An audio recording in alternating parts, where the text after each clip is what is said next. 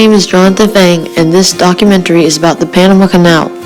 The main question that needs to be answered is, what is the Panama Canal and how does it affect Panama? Now, before we talk about that, let me introduce myself a bit further. I'm an 8th grader that is going into high school. I love to play basketball, and my favorite subject is math. I would like to thank my parents for paying for me to be able to go to Panama, and EF Tours for helping me get a close-up of what Panama is like. Now, back to the Panama Canal. I wanted to research this topic mainly because it really fascinated me. The fact that it was the only shortcut to get from the Pacific Ocean to the Atlantic Ocean or vice versa by ship really got to me. It is also a really important subject as it provides a pathway for international trade. It supports a huge part of Panama's economy as well, thus providing its relevance to the modern world. Also, its mechanics are really cool, which will be explained later. In order to really understand the Panama Canal, you have to know its history. To get to know a bit more about its past, I visited the Panama Canal Administration Building, and here we saw a mural inside the rotunda. The tour guide explained that this mural was made by a famous artist named William B. von Ingen. The mural, as the tour guide said, showed the process of the canal being built. In 1880, the building of the Panama Canal symbolically began. Many people think that the Panama Canal was started by Panama or the US, but it is actually neither. In fact, the French started the building of the Panama Canal.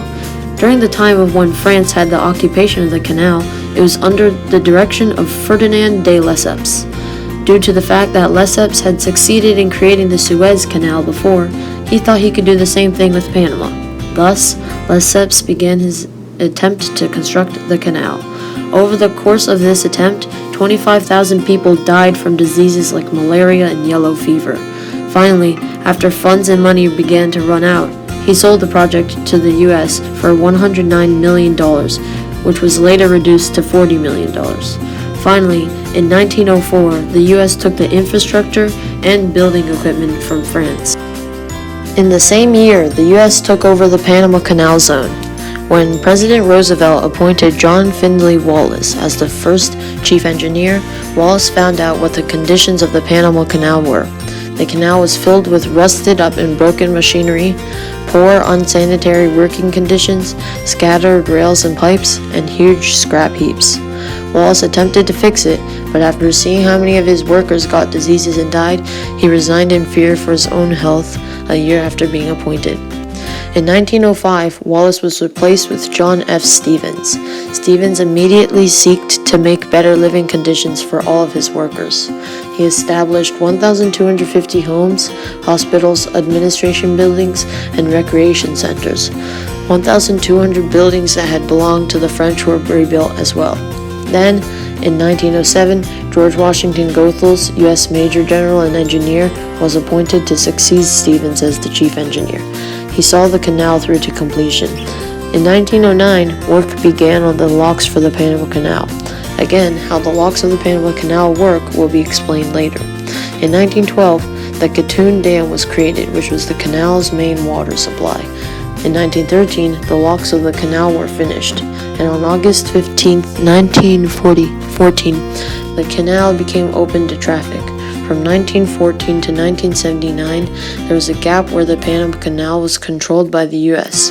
From 1979 to 1999, there were a bunch of treaties made between the U.S. and Panama, and many agreements as well. I don't have time to go over them right now, but that could be a good topic for further research. Anyways, finally, on December 31st, 1999, the U.S. handed over the Panama Canal to Panama, thus ending the American era. Later, on October 22, 2006, Panamanian citizens voted for the expansion of the Panama Canal.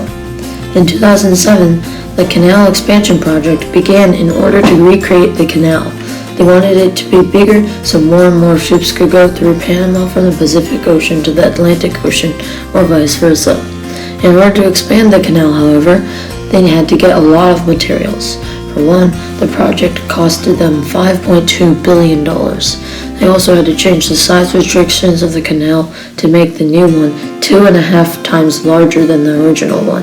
That is just the start, however. There are 5 million cubic meters of sturdy and long-lasting concrete needed. Just to give insight on how much that really is, that is enough concrete to make a highway stretching from St. Louis to New York City. There are other improvements from the old canal too. The new canal is designed to recycle 60% more of the water than the old one. This is done by using basins that are constructed alongside the canal. One benefit that wasn't mentioned earlier is how much longer it would take to get ships from the Pacific to the Atlantic if there was no canal. The Panama Canal is about 52 miles long. If there was no Panama Canal, you would have to take an extra 6,835 miles to get to the other ocean. To get an idea of how long this takes, the average speed of a regular cargo ship is close to 17 miles per hour. Now, divide 17 from the extra 6,835 miles, and you get 402.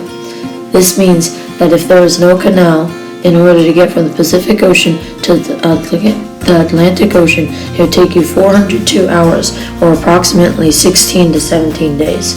That is 2 whole weeks, and possibly more for gas stops and other things like that. And that just shows how important the Panama Canal is to the world. Not only that, about 13,000 to 14,000 ships travel through the Panama Canal every year. All of those ships would have to make that 17-day-long journey to get from ocean to ocean if there was no canal. Now, back to the Panama Canal expansion project. It took them 9 years to finish the new canal. The new canal got tested on June 23, 2016 with a ship called the Costco Houston, and the new canal opened about 2 days later. Now, let's talk about how the canal works. The canals are actually systems of locks that slowly lower the water level as the ship progresses through. They must have these locks because the water levels of the two oceans in Gatun Lake are different. Therefore, in order to cross from one ocean to the other, you must lower or raise yourself to get through. It's almost like a massive elevator. The original locks of the Panama Canal work differently from the newer locks. The original locks used a swinging door motion, while the newer ones use a sliding door motion. Unfortunately, I was not able to visit the new canal so I could find out how it works, but I visited the Mira Flores locks and got many good videos and pictures of it. I also got some time lapses of the canals working too. Here they are.